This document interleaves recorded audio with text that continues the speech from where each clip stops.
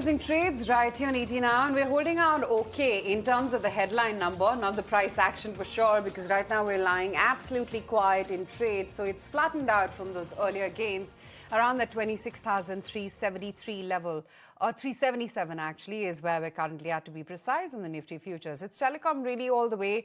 There's metals and new age names. They're the ones which are showing leadership within the liquid universe.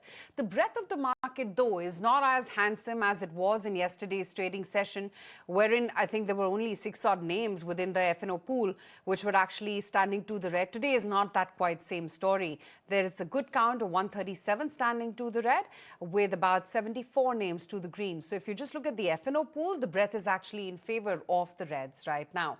But still in conversation with Arpit Beriwal as well as Kunal Bothra.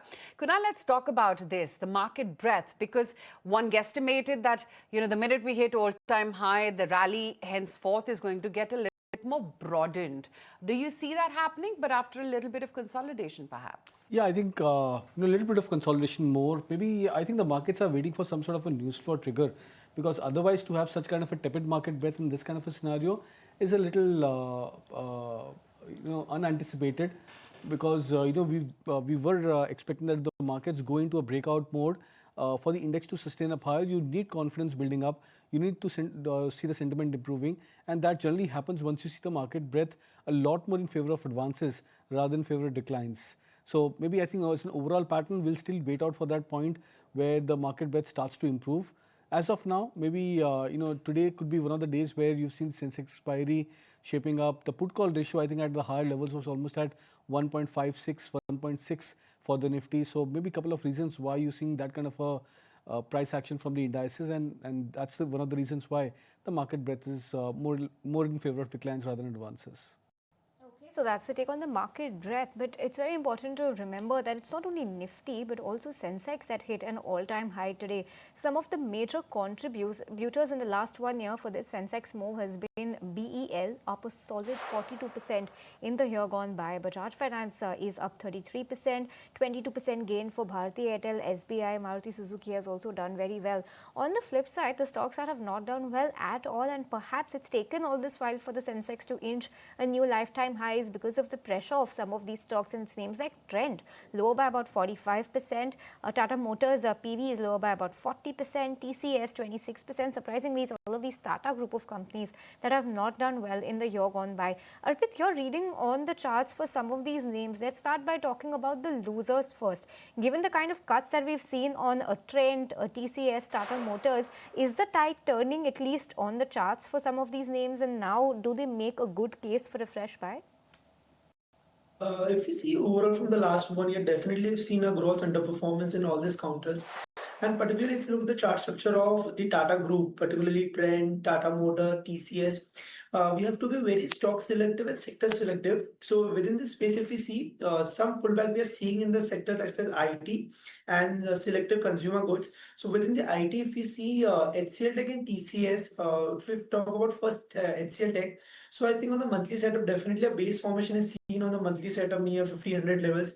And I think HCL Tech would be a good risk reward from here on, positionally for next 3 to 6 months perspective, followed by TCS. So TCS is right now still on the monthly scale consolidating, but definitely 3000 was a major support level that the stock retraced and corrected and bounced from 2022 September. And I think now back it's major support zone. So TCS and HCL Tech definitely can be seen on the pullback side. Along with that, Asian Paints, we have seen a breakout in this counter in the last month itself. And I think here on also from a reversal play, contra play, Asian Paints look good towards 3000, 3200 levels going forward. Having said that, apart from this, the rest of the counters are still in downtrend, whether we talk about Tata Motors, Trend. So I think it's better to avoid and stick to the sectors, that is IT and consumer, selective consumer names from the losing counters. Okay, let me welcome on board Jonathan Schiessl as well and find out what he's making of the market right now. Jonathan, hi, great to have you on ET now. And Jonathan, finally, the India markets have made a catch up, and we've clocked in that all-time high for ourselves, and it's coming after a long gap of over a year. But do you sense, given the underperformance vis-a-vis what US equity markets and some of the other region peers have done, there is lots more headroom for India? I think it is interesting. We've obviously hit a new high, and it sort of goes slightly against the narrative that's broadly out there that India's been in a market and underperforming, etc. So that certainly is positive. However, I guess when you look at India at the valuation premium, and everything that's going on around China and stuff, obviously that premium has come in quite substantially. So I think probably for next year, the market should do pretty well, assuming a number of factors come into play. But certainly, I guess when you look at what's been going on the issuance side, we've had a massive year of issuance, which has had to be digested by the market. And obviously, if that eases up a little bit next year, foreign investors now starting to trickle back in to an extent. And more broadly speaking, foreign investors certainly still preferring and looking to emerging markets vis-a-vis developed markets, and particularly the US, then I think, India is set up for a pretty decent year next year. Okay, Jonathan, so that's your reading on the market. But if you stack up the way the Indian markets have moved, comparing them with some of the major global markets and economies, India has largely underperformed the kind of move that we've seen from major economies. Where do you think the next 1 year or the near term could lead the Indian markets in terms of how they fare against major global markets? Because in terms of some geopolitical headwinds, India seems to be at the receiving end of most of it. Pardon me. Headwinds is what I mean. Yeah, absolutely. I think, clearly global markets up to this point have been propelled higher by, more recently, certainly the AI trade. And from that perspective, India, I think has been seen to be a negative with the whole IT space. I think that's actually, that is too simplistic a view on the IT space. And I think that space certainly probably is setting up for quite an interesting year next year. So quite positive on that. And obviously, I think as well, the whole trade issue which India has been grappling with, I would be hopeful that some sort of deal can be done to bring down, obviously, that US tariffs. More broadly speaking, clearly the sort of, India's, I think, still relatively well positioned from a geopolitical perspective, with what's going on with China and Japan and stuff. So I think that shouldn't play out too negative next year. I think, overall, I think India's well positioned on that front. So, I think if the narrative changes on global markets versus AI, which I think there's a good chance that'll happen at some stage next year, then actually I think you'll see a lot more flow coming back into India as it moves away from the AI trade, particularly in the US. Okay, that's the word coming in right now on what the sectoral flavor is looking like. But just looking at some of the performers today, and today, of course, it's all about Ashok Leyland, Motherson Sumi, Bajaj Finance, of course, from the mighty NBFC universe, Laurus Labs, that's one stock which is holding out. And Coforge is also looking good by about 2%. But can I reiterate your bias within technology names, because you were just talking about yesterday as to how persistent is the one which continues to be the top on your radar when it comes to mid-cap IT names? Well, yeah, price performance wise, persistent is number one, and Coforge is actually number two in the mid-cap space. Persistent, I think, being off from the lifetime high levels by a margin of, I think, 3-4 percentage points broadly. Coforge in the same context, I think, is still off from its 52-week highs. The lifetime high for Coforge was around 2005 levels, and the stock is still 5%, 6% lower from those kind of zones. So I think in that context, the stock is looking quite attractive on the charts, and with the potential that many of the mid-cap names are trying to come back to their lifetime high levels.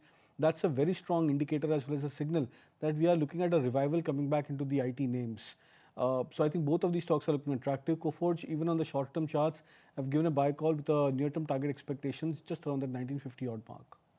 Okay, so that's the take on some of these mid-cap IT names. But on that note, we'll slip into a very short break and bring you some more news and updates on the other side.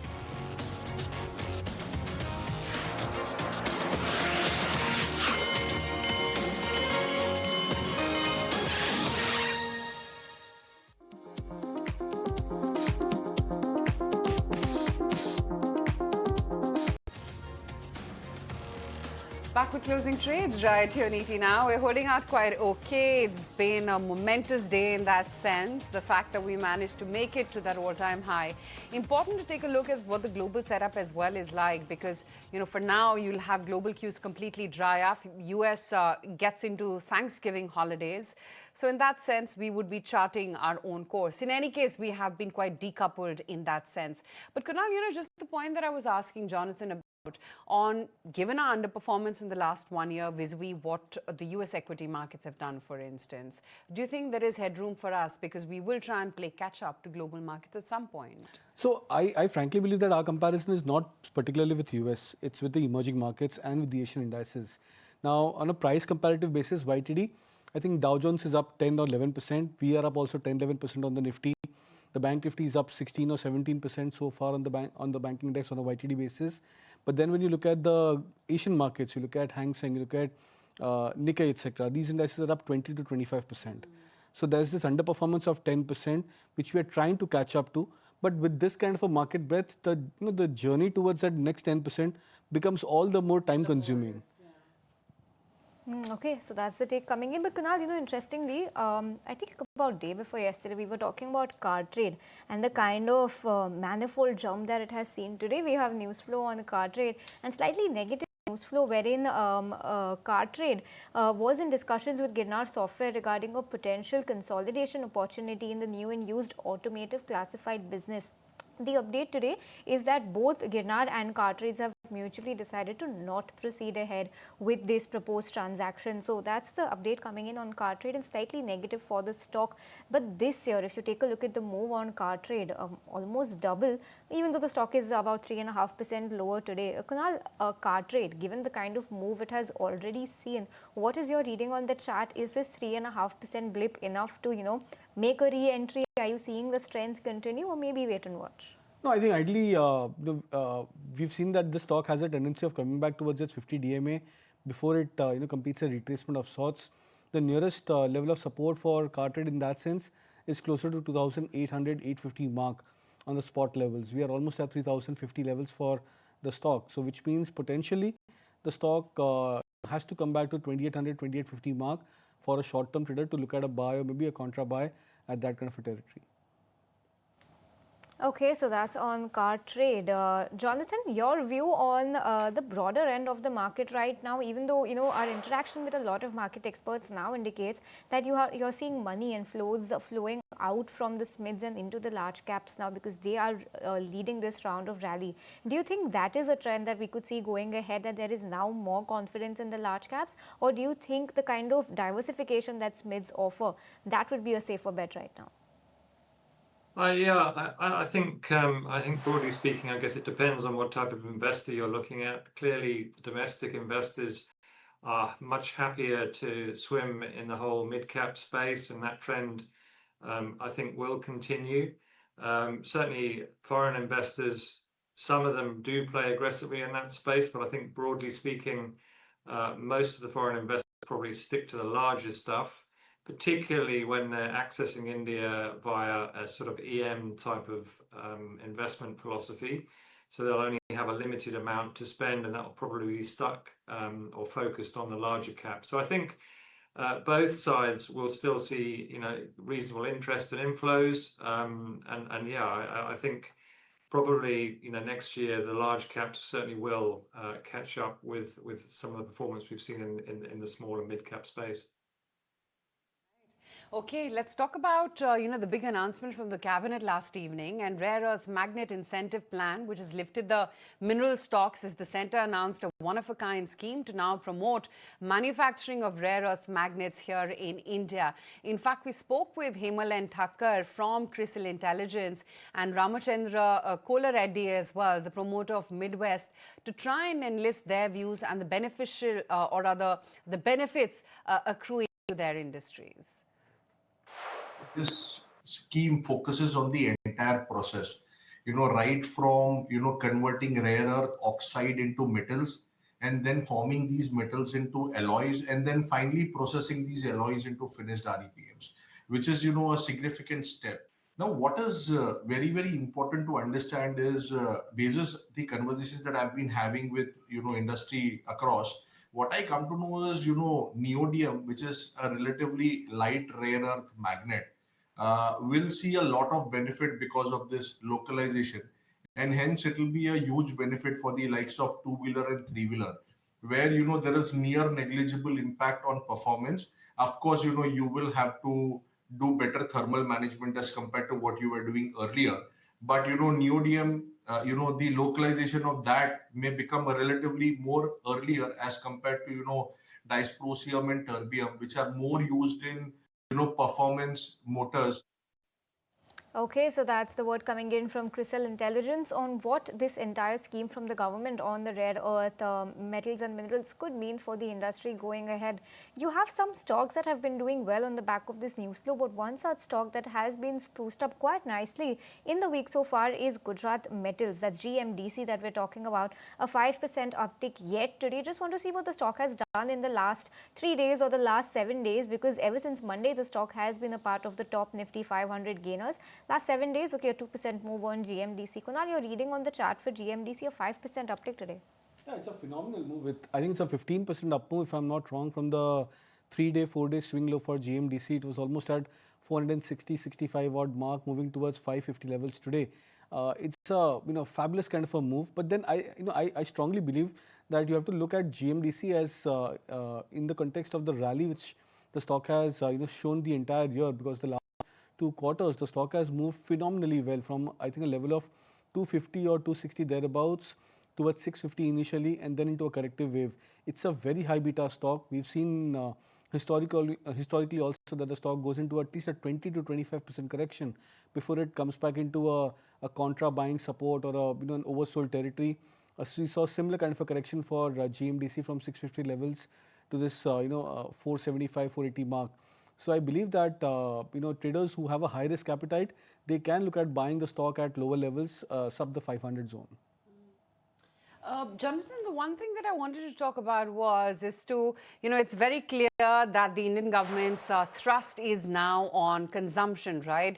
I mean, pretty much all the announcements that have come in so far in the last few months, since actually the last budget, have all sort of pushed consumption as a play. That said, do you think it's going to come at the cost of perhaps capex reduction as we wait the budget early Feb? I think we have seen obviously easing back in a bit of sort of central government and obviously state government capex.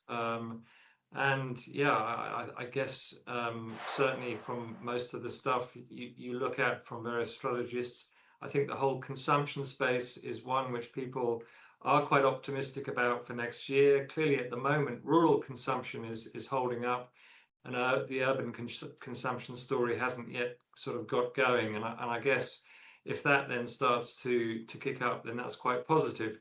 I guess the issue perhaps then might be if you're going to see another sort of big uptick in imports and the trade deficit continues to widen, that could be a problem down the line.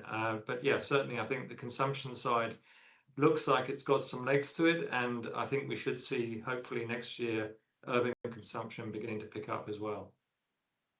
The take on what could do well ahead, and especially the light on consumption. But shifting to see a 19% cut over there on realty, because remember when there used to be days where realty used to see big swings, and we've spoken about how sustainable those swings looked on some of the names. But if you really put things into perspective and take a look at the last 1 year move, it's almost a 20% cut on realty. When do you think any meaningful recovery will come back into some of these real estate names? Nifty Realty, in fact, in 2024 start made a high on the index around 1150, 1200 levels. And from there, the realty index at one point was down almost 30%. We were down to almost 770, 780 thereabouts for the realty index. So it's underperformed quite severely in that context. It may be because of the beta nature of the stock, of the sector, or the various components in terms of the stocks, or maybe given the fact that from 2020 onwards, realty sector as such went to almost like a 3x to 4x move. So from 300 thereabouts to 1100 mark, and this could be a time-wise consolidation. But we've seen time and again that when the market gets into a breakout in terms of the beta nature, sentiments improving, realty as a sector tends to pick up pace. I strongly believe that potentially over the next maybe couple of weeks or the next 1 month or so, you would get a very good opportunity to try and buy many of the realty stocks at a significant support levels. The likes of DLF, for example, if the stock happens to come back to say 600 odd mark or slightly lower than that, Godrej Properties, at sub 2000 levels, Oberoi Realty, etc. I think these are quality names which I think one should be looking to buy, specifically if the stocks go into a further leg of correction over the next few weeks. Okay, that's the take coming in on the entire realty pack. But Arpit, which sector do you think is next on the anvil to show leadership signs?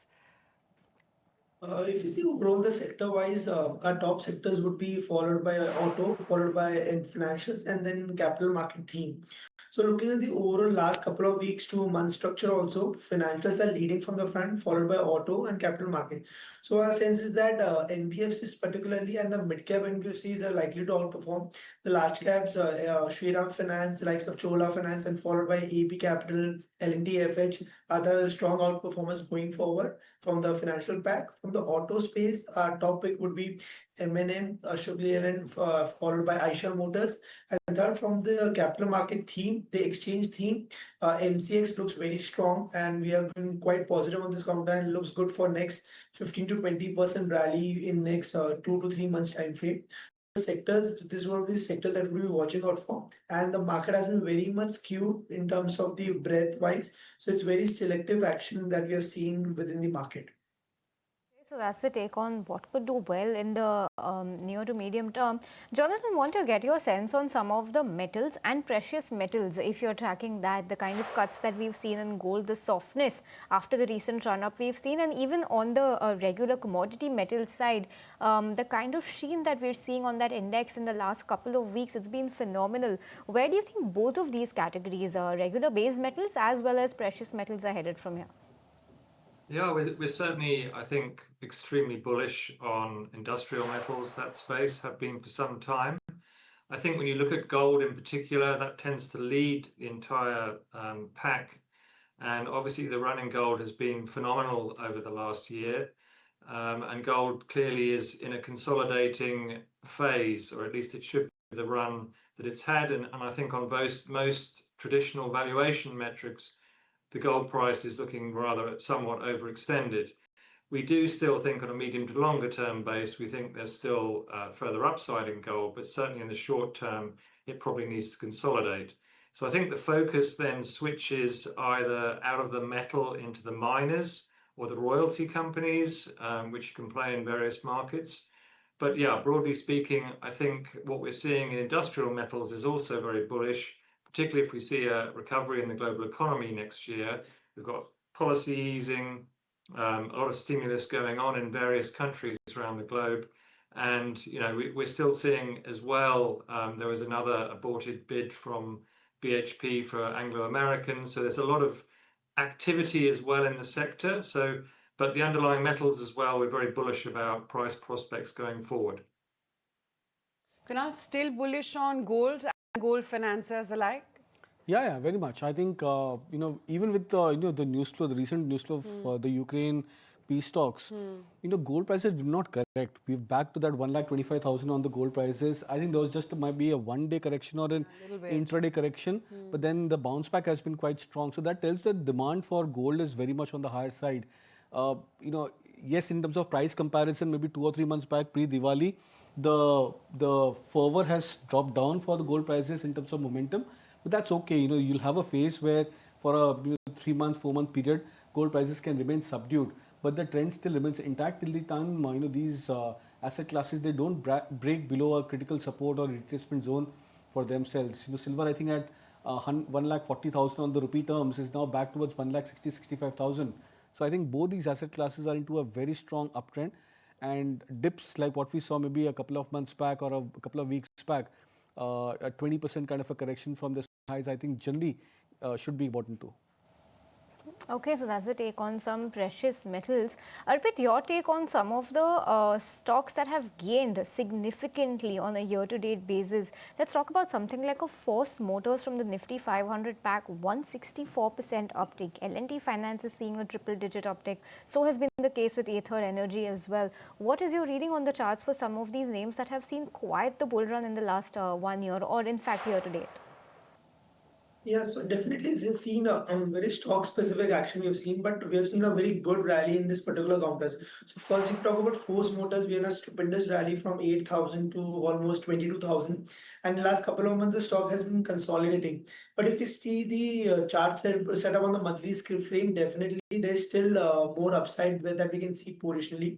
On the monthly time frame, major support comes around 15,500 levels, and I think previous life was around 20,000, 22,000. So I think Force Motors, if someone has missed out the rally on the previous time, definitely this would be a good entry point from a positional perspective. Along with that, if we look at the charts of L&T Finance.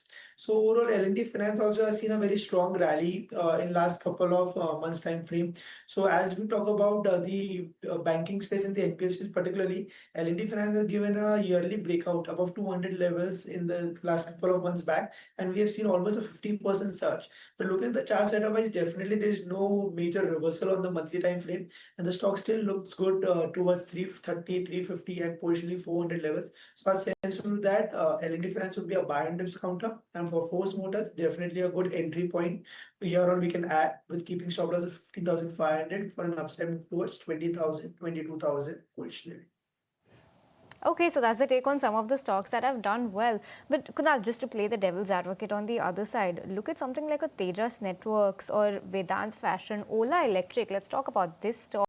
50% cut on a year-to-date basis, only on the basis of charts. Does the stock now look attractive, or is it just looking very pessimistic right now? No, I think these stocks would probably go into a multi-year downtrend further in every phase of a bear market or a correction of sorts, whether it's 2008 to 9, whether it is 2016 to 15 to 16 thereabouts, and then 2020 onwards. There have been few stocks which have corrected 50-60%. Some of them even corrected more than 80% to 90% of their value from the peaks, and these are the kind of stocks which have not performed in the next 4-5 years at least. There have been many cases, multiple cases in the erstwhile scenario. So I think in that context, you have to ensure that you don't venture into these stocks just because they are very cheap. I always say this, that it's always better to buy on confirmation rather than anticipation in these kind of stock prices or stock scenarios. So I think at current levels, none of these stocks, whether it's Tejas Network and Ola, etc., I would probably venture into these names. I would not venture into these names. And I think it's always better to wait for a point where the stocks confirm bottom formation, break past about their previous maybe 3 month, 6 month highs. That could be a first level of confirmation to go for a buy into these names. Jonathan, while everything's really a function of the price that you've paid for a stock, but in just keeping in mind how the last year performance from India markets have been, if you had to profit take somewhere, given that the indexes have hit a fresh all-time high, is there anywhere you feel that one can ease off a little bit?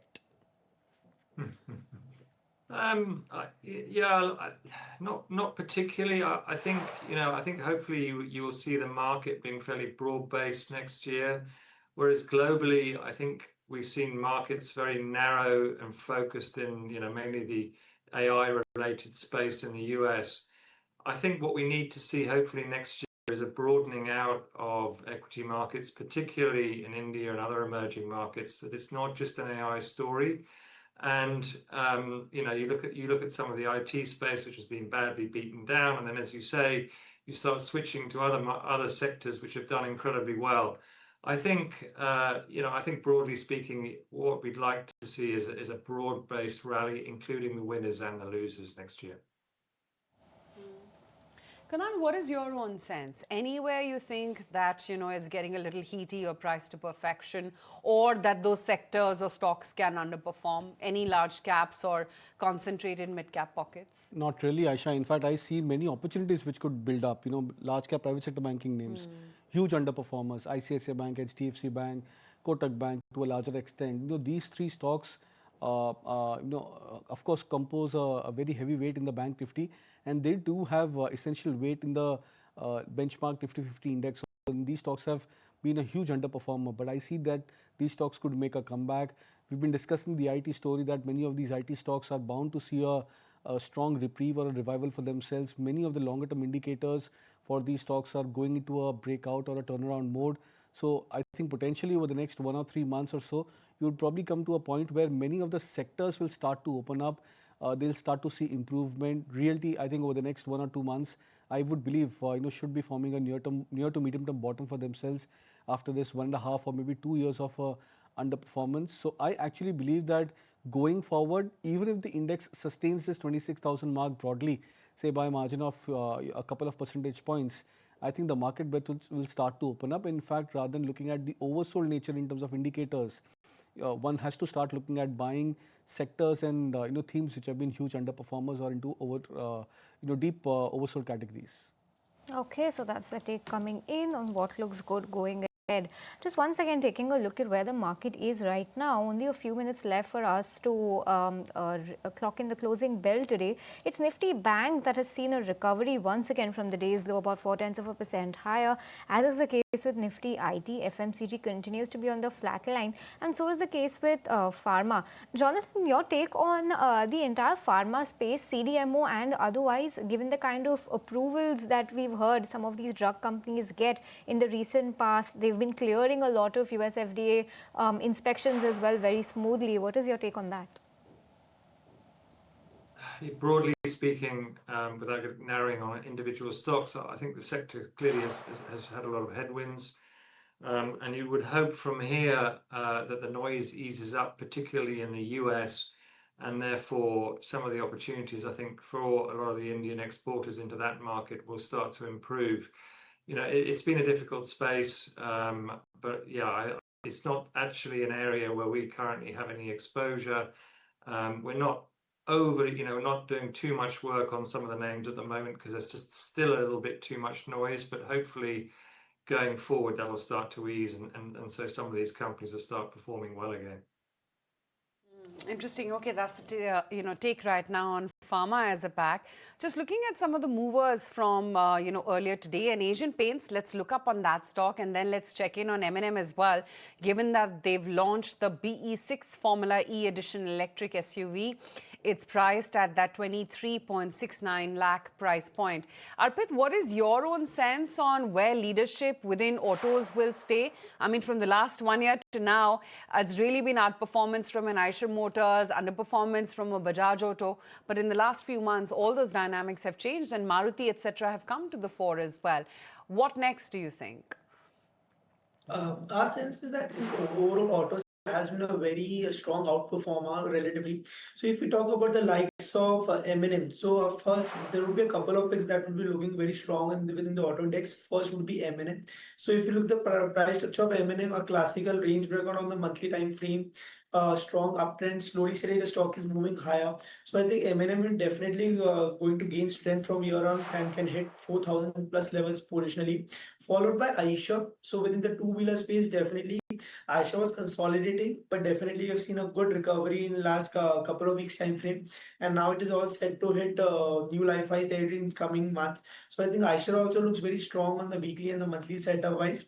Third would be from the auto space itself would be TVS Motor. So if you see TVS Motor was a very trending counter since last couple of months, but however in last couple of weeks it has got stuck in a range between 3,200 to 3,700.